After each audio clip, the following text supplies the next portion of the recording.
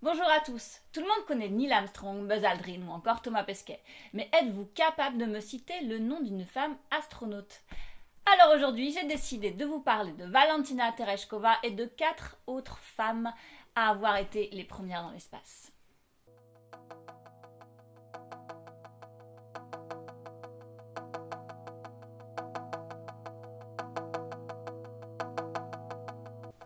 Aujourd'hui âgée de 81 ans, Valentina Tereshkova reste jusqu'à présent l'unique femme à s'être embarquée dans une mission spatiale toute seule et détient également le record de la plus jeune femme astronaute, 26 ans à l'époque. Après Yuri Gagarin, la Russie décide d'envoyer une femme dans l'espace. 400 candidates se présentent et c'est Valentina, jeune ouvrière du textile, qui a la chance d'être choisie par Nikita Khrouchtchev parmi les 5 finalistes. Du 16 juin au 19 juin 1963, elle a effectué 48 orbites autour de la Terre à bord de Vostok 6 en 70 heures et 41 minutes, soit plus que le total des heures de vol de tous les astronautes américains de l'époque. Toute la mission a été contrôlée depuis le sol. En raison de la guerre froide, la cosmonaute a promis de garder le secret sur un dysfonctionnement grave de son vaisseau. Elle aura dû attendre 30 ans que l'ingénieur à l'origine de la panne en parle ouvertement pour être libérée de sa promesse. Je la cite : « Je dois dire que mon vaisseau spatial avait un défaut sur un système automatique. Pendant la phase de freinage, le vaisseau était orienté non pas pour la descente mais pour la montée. Son orbite remontait, du coup j'aurais pu ne pas revenir. » Heureusement, grâce aux instructions transmises depuis la Terre, l'astronaute a pu modifier les réglages et atterrir en Sibérie en s'éjectant comme prévu de sa capsule en parachute à 7000 mètres d'altitude. Ce sera son unique vol. Suite à cette expérience exceptionnelle, elle décide de reprendre ses études et obtient son diplôme d'ingénieur en aéronautique en 1969. Valentina devient alors instructeur, puis en 1971, membre du comité central du Parti communiste de l'Union soviétique et enfin députée. Seulement 19 ans après ce vol, en 1982, Svetlana Savitskaya sera la deuxième femme cosmonaute et la première à sortir de son vaisseau pour aller dans l'espace. La première française dans l'espace est Claudie Aigneret. Surnommée Bac+19, elle obtient son baccalauréat à 15 ans. Elle commence alors des études de médecine à la faculté de Dijon. En 1981, à 24 ans, elle obtient un doctorat en médecine à la faculté de Cochin à Paris, ainsi qu'un CES, c'est-à-dire un certificat d'études spécialisées en biologie et médecine du sport, puis en 82 un CES de médecine aéronautique et spatiale, et en 84 un CES de rhumatologie, et en 86 un DEA de biomécanique et physiologie du mouvement. Et en 92, elle soutient une thèse de physiologie neurosensorielle. Impressionnant. Pendant 8 ans, elle exerce à l'hôpital Cochin à Paris au service rhumatologie. Fascinée par l'espace, en 85, elle décide de postuler au CNES, le Centre national d'études spatiales. Au bout de 6 mois de sélection, elle est choisie avec 6 autres personnes parmi 1000 candidats. En 96, elle monte à bord du vaisseau Soyouz TM-24 qui la conduit sur la station orbitale russe Mir dans le cadre de la mission franco-russe Cassiopée.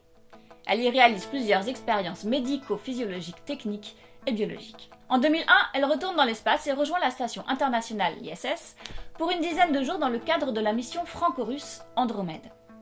Ingénieure de bord numéro 1, Claudie réalise un programme expérimental dans les domaines de l'observation de la Terre, de l'étude de l'ionosphère, des sciences de la vie ainsi que des sciences de la matière.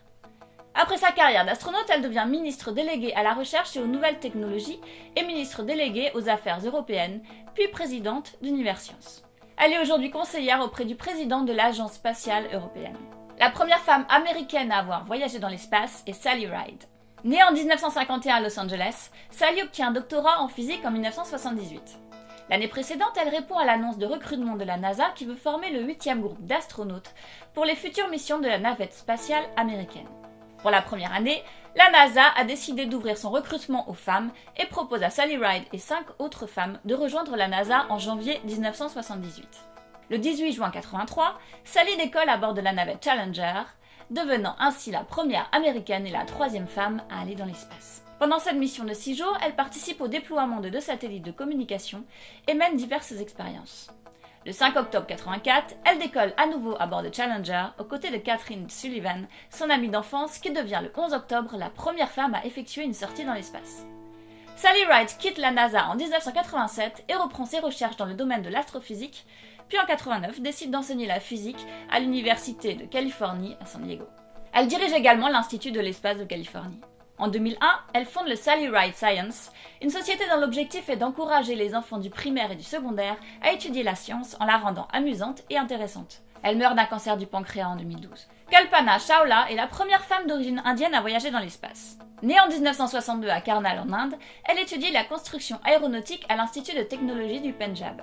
Puis elle part aux États-Unis où elle obtient une maîtrise de sciences en technologie aérospatiale à l'Université du Texas et en 1988 un doctorat en technologie aérospatiale à l'Université du Colorado.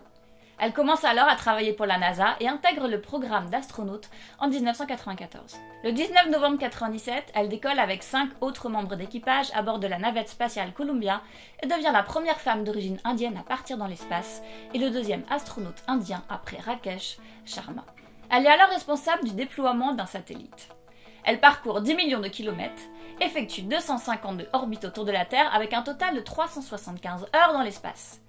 Kalpana part pour un deuxième vol lors de la mission STS-107. Malheureusement, la navette spatiale Columbia se désintègre lors du retour dans l'atmosphère terrestre. Kalpana et les 6 autres membres de l'équipage sont tués lors de cette catastrophe. La première femme pilote dans l'espace est Eileen Collins. Eileen vient d'un milieu modeste et commence dès 19 ans à suivre des cours de pilotage financés grâce à ses petits boulots. Une bourse lui permet d'être diplômée d'une licence en mathématiques et économie à l'université de Syracuse dans l'État de New York en 1978. Par la suite, elle intègre l'école de pilotage de l'US Air Force et devient en 1979 la première femme instructeur de l'US Air Force et enfin pilote d'essai en 1990. En 1986, elle obtient également un Master of Science Degree in Operations Research dans la prestigieuse université Stanford. En 1991, elle intègre le corps des astronautes de la NASA. Je la cite. « Je veux réussir parce que je sais ce que je représente pour les autres femmes pilotes civiles et militaires, qui espèrent elles aussi que la NASA leur donne une chance de piloter une navette. » Lors de la mission STS-63 qui a lieu du 3 au 11 février 1995, elle participe en tant que copilote au rendez-vous avec la station soviétique Mir, devenant alors la première femme à piloter une navette spatiale. En 1999, elle est responsable de la mise en orbite du super télescope à rayons X Chandra et devient la première femme à prendre le commandement d'une mission.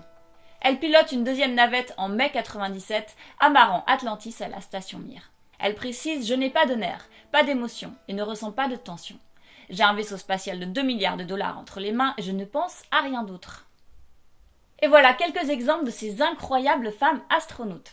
J'espère que cette vidéo vous a plu. Alors pour rappel, je suis sur tous les réseaux sociaux, vous avez qu'à taper La fille dans la lune, c'est moi. Alors à bientôt à tous!